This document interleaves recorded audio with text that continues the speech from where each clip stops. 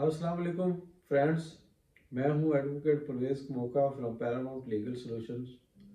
आज हम बात करेंगे ओरल एग्रीमेंट्स के बारे में।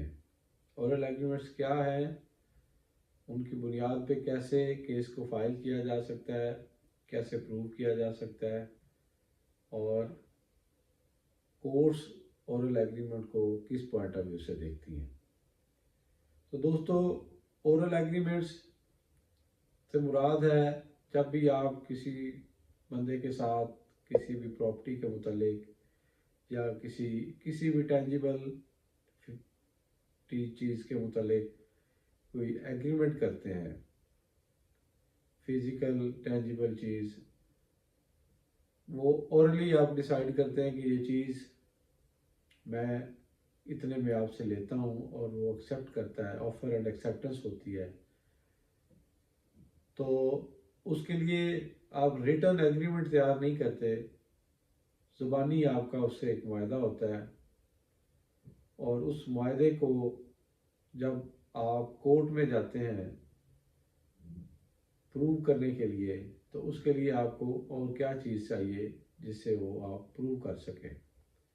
तो ओरल एग्रीमेंट जब होता है तो उसकी बुनियाद पे अगर वो बंदा आपको वो चीज़ जिससे मुतल्लिक आपने उससे वायदा किया है वो ट्रांसफ़र नहीं करता, तो फिर आपको कोर्ट में केस फाइल करना पड़ता है।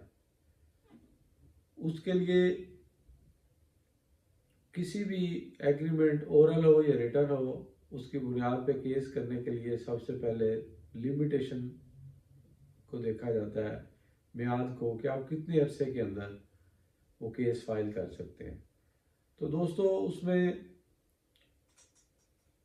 सबसे पहले लिमिटेशन का इशू है section 12 suit for specific performance limitation.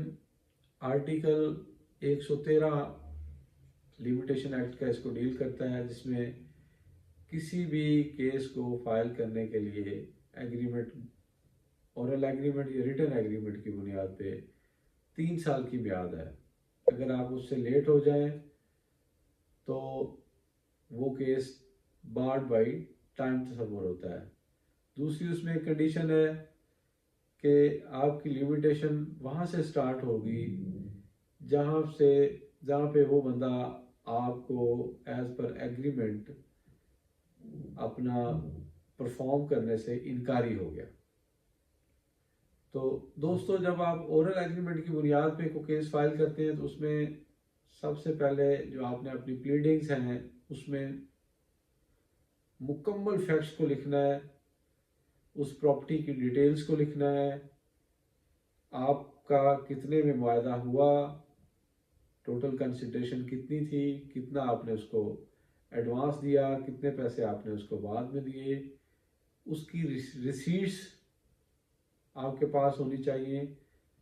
Through receipt आप पेमेंट करें। फिर किन लोगों की मौजूदगी में आपका उसके साथ ये वायदा हुआ, उन लोगों को आपने एज ए विटनेस पेश करना है। अपनी प्लीडिंग में each and every fact regarding that transaction आपने मेंशन करनी है, क्योंकि जब आप विटनेस एविडेंस में जाएंगे तो जो चीज़ आपने प्लीडिंग्स में मेंशन नहीं की हुई वो एज एन एविडेंस आप उसमें इम्प्रूवमेंट्स नहीं कर सकते। आपको आपकी प्लीडिंग्स के अंदर रहते हुए अपने केस को प्रूव करना है। तो इसमें जो कोर्ट्स हैं वो इस चीज़ पे एम्फसाइज करती हैं कि आपकी प्लीडिंग्स में उस ट्रांजैक्शन के मुतल्लिक होल फैक्ट्स हों, उसकी रिसीट्स, किन के सामने वो एग्रीमेंट हुआ, कब हुआ, किस जगह पे हुआ, time and place, very important. तो ये सारी आपने माइन्यूट से माइन्यूट जो डिटेल है वो भी आपने उसमें प्लीडिंग्स में मेंशन करनी है, और विद इन लिमिटेशन आपने फाइल करना है। और आपने उसमें ये लिखना है कि किस टाइम डेट प्लेस पे आपने उसको एग्रीमेंट की कंप्लायंस के लिए कहा और वो बंदा इनकारी हो गया, ताकि आपको उसकी लिमिटेशन का इशू ना बने। तो ऐसा ही दोस्तों एक case Lahore high court, honourable Lahore high court में आया, जिसमें ओरल एग्रीमेंट की बुनियाद पे एक प्रॉपर्टी को प्लेंटिफ ने, पिटिशनर ने क्लेम किया, लेकिन ट्रायल कोर्ट ने वो जो दावा था उसको डिसमिस फरमा दिया। उसकी अपील हुई, अपील के बाद उसकी रिवीजन में वो आए हाई कोर्ट में, और ऑनरेबल हाई कोर्ट ने भी इस बात को बुनियाद बनाते हुए, नंबर एक, इसमें लिमिटेशन का इशू है, क्योंकि ये मुआहदा 20-25 साल पहले हुआ था और जो दावा इसने दायर किया प्लेंटिफ ने वो 25 साल के बाद दायर किया, और उसमें अपनी प्लीडिंग्स में कहीं भी ये बात मेंशन नहीं की कि कब जो डिफेंडेंट था जिससे उसका मुआहदा हुआ था वो अपनी मुआहदे की पासदारी से इनकारी हुआ।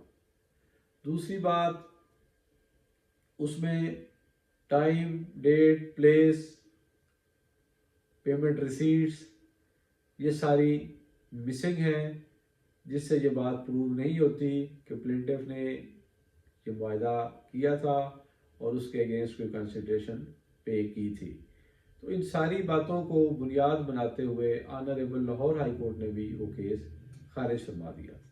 तो ये केस था दोस्तों 2022 CPC 2022 MLD 1745 Tufail Mohammad versus Nazar Hussain. तो दोस्तों, जब भी आपने कभी कोई ओरल एग्रीमेंट करना है या ओरल एग्रीमेंट की बुनियाद पे केस करना है, तो ये सारी बातें जो मैंने आपको इस वीडियो में बताई हैं उनको मद्देनज़र रखते हुए आपने करना है, और अपनी प्लीडिंग्स में ये सारी बातें, सारी डिटेल्स मेंशन करनी है, ताकि आपको कल को उस केस के हवाले से परेशानी का सामना ना करना पड़े। तो ये थी दोस्तों हमारी आज की वीडियो। उम्मीद है आपको पसंद आई होगी। खुश रहें, दुआओं में याद रखें। वस्सलाम।